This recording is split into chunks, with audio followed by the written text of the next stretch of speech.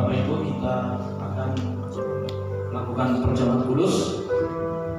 Sebagai pengantar perjamuan kudus kita diambil dari Matius 5 ayat 44 sampai 45. Tetapi aku berkata kepadamu, kasihilah musuhmu dan berdoalah bagi mereka yang menganiaya kamu.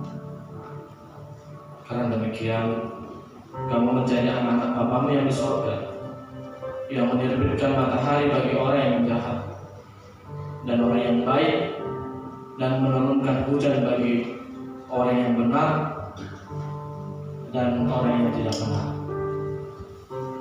Baik Bapak Ibu, saya akan share dari ayat ini. Perkenalkan, nama saya Luther Purba. Saya suami dari istri yang tercantik saya bernama Endah, dan saya memiliki anak bernama Luen Jesse Purba. Saya anak bungsu dari 7 bersaudara.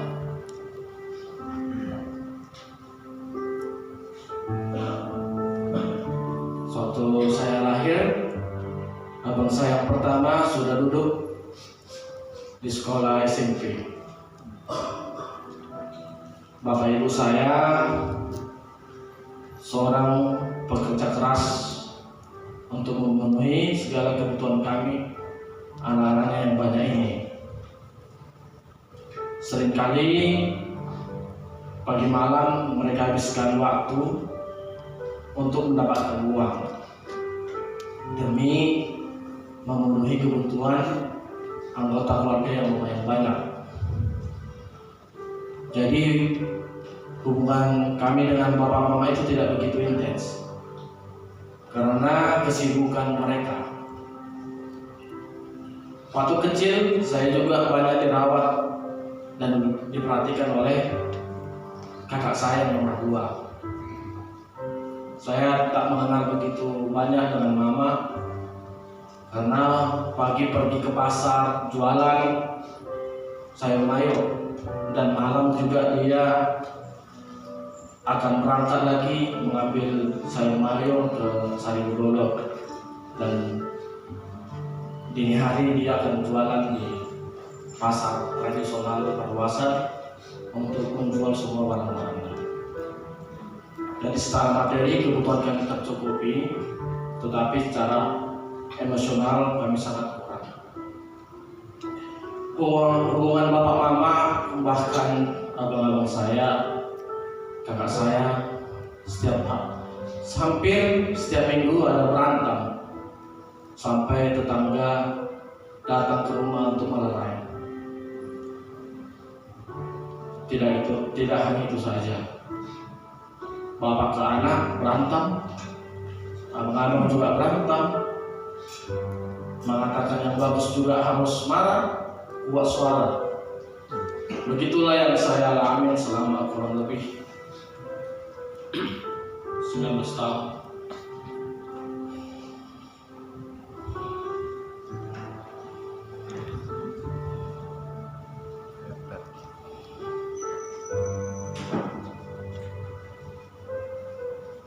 Semasa saya dulu di bangku SD, saya banyak sekali tertekan, malu, dibanding-bandingkan, bahkan menjadi anak penakut.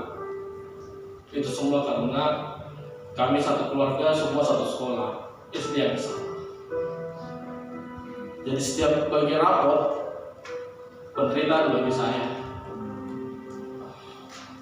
harus kembali ke barisan paling belakang, karena pasti kakak-kakak saya akan dipanggil ke depan karena juara, mendapatkan hadiah. Karena saya begitu malu, karena saya pasti akan dibandingkan guru. Saya pasti bilang bodoh, tidak seperti kakak-kakak saya. Dan di rumah juga begitu. Orang tua saya membandingkan saya dengan kakak-kakak saya. Terutama orang tua yang memberi hadiah kepada kakak-kakak saya daripada itu sedih, tetapi di dalam tekad berkata, saya akan bisa seperti mereka. Dan tak hanya itu saja, waktu saya duduk di bangku SMP, abang pertama saya memukul saya hingga pingsan, dibawa ke rumah sakit hingga tidak sadarkan diri. Begitu juga dengan abangku nomor 2, sama juga perlakuannya dengan abang pertama. Cuman bedanya saya tidak masuk rumah sakit, tapi bapak beliau. Tetapi di dalam hati saya berkata, saya membalas perbuatan mereka apa yang mereka perlakukan kepada saya.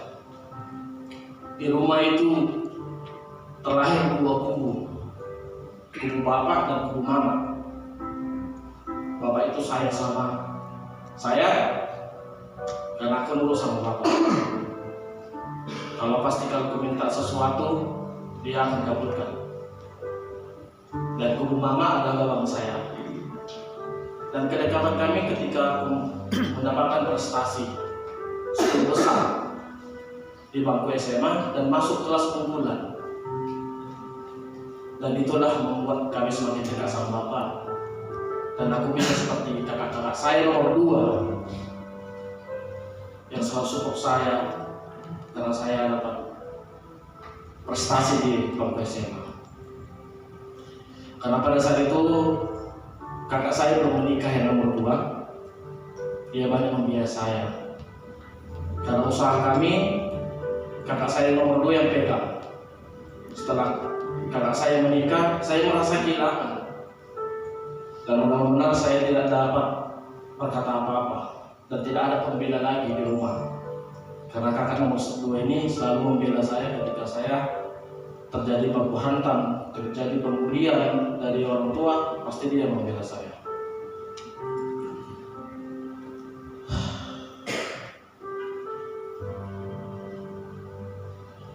Di tahun 2014 saya memiliki titik hancur, di mana seorang bapak harus meninggalkan saya di usia 22 tahun. Semua kemuliaan bapak dikasih sama abang saya dan kakak saya nomor 3. Di situ benar-benar menyakiti hati saya hingga saya ditampar oleh mama. Itulah titik saya meninggalkan rumah dan tidak bisa memaafkan mama saya, bahkan abang saya sendiri. Dan saya lari ke rumah kakak saya nomor 2 dan menceritakan kepada kakak.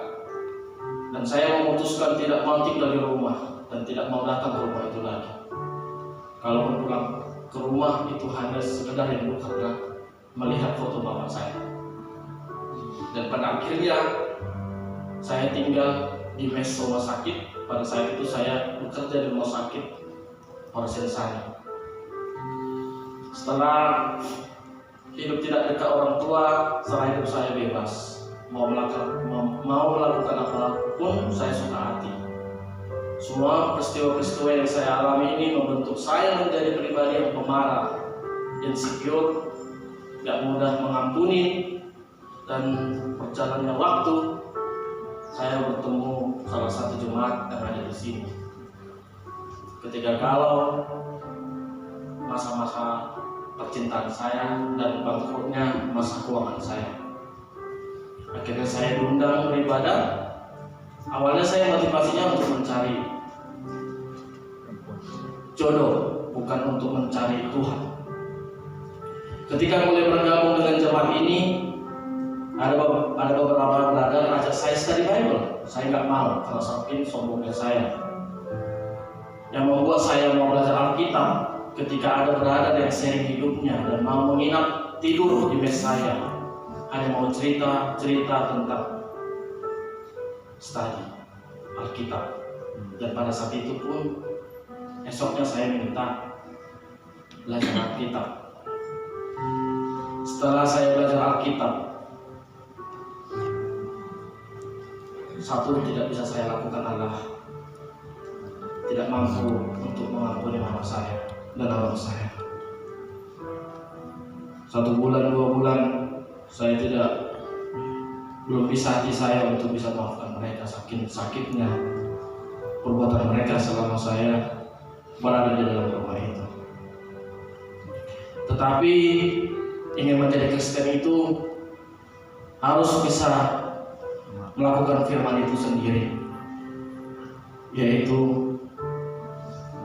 mengampuni orang tua saya dan abang saya. Tantangan itu sangat berat, dan saya datang ke rumah itu setelah saya belajar Alkitab, dan saya ngobrol sama mama saya minta maaf kepada orang tua bahwa saya juga bersalah sebagai anak, bukan lagi menyalahkan mereka. Itulah titik terendah saya untuk demi mengambil keputusan menjadi orang Kristen yang benar. Saya harus melakukan itu. Saya harus meruntuhkan ego saya, dan saya benar-benar harus bisa serius mengampuni mama dan abang saya. Dan bagi saya arti salib adalah tentu akan ada masa kita melukai dan dilukai, terutama orang-orang yang kita sayangi.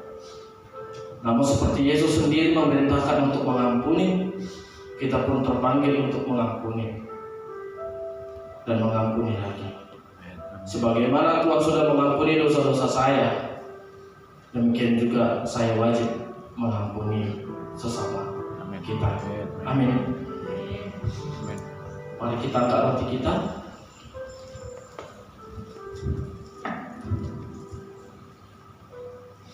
Mari kita ambil ayatnya adalah dari 1 Korintus 11 ayat 23 sampai 26. Sebab apa yang telah kuteruskan kepadamu telah kuterima dari Tuhan, yaitu bahwa Tuhan Yesus pada malam waktu ia serahkan makan roti, dan sesudah itu ia mengucap syukur atasnya. Ia memecah-mecahkan dan berkata, "Inilah tubuhku yang diserahkan bagi kamu, perbuatlah ini menjadi peringatan aku." Mari kita makan roti kita. Mari kita angkat nanggur kita.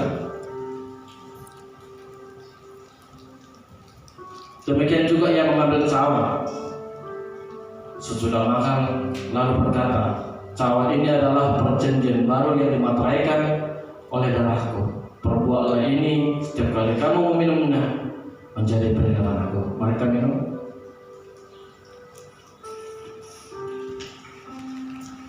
Sebab setiap kali kamu makan roti ini dan minum cawan ini, kamu memberitakan kematian Tuhan sampai ia datang. Mari kita satukan hati kita bersatu dalam doa. Bapa yang baik, Tuhan yang sangat luar biasa, kami bersyukur memiliki Allah seperti Engkau, di mana Tuhan Engkau memberikan kami setiap hari kebaikan, baik nafas kehidupan, baik kesehatan yang kami terima daripada Engkau. Dan hari ini Tuhan, kami berkumpul di tempat ini mendengarkan firman dan perjamuan kudus Tuhan. Biarlah perjamuan kudus ini Tuhan mengingat kami atas kematian Engkau, betapa menderitanya Engkau Tuhan di kayu salib karena dosa kami. Begitu juga dengan kami Tuhan di sini. Biarlah hati kami selalu memiliki seperti Engkau, bisa mengampuni orang yang bersalah kepada kami. Tidak hanya sekedar mengetahui tentang mengampuni Tuhan, tapi bagaimana kami terus mempraktikkan mengampuni orang yang bersalah kepada kami. Tuhan, kami bersyukur melalui perjamuan kudus ini untuk kami bisa serius mengambil keputusan, bisa benar-benar sesuai dengan firman kami. Walaupun itu tidak mudah Tuhan, tetapi kami ingin sekali mengambil suatu komitmen di dalam hati kami melakukan itu. Dan biarlah Tuhan juga melalui perjamuan kudus ini kami semakin semangat menjadi orang-orang Kristen. Terpuji Kau Yesus, hanya ini doa. Amin.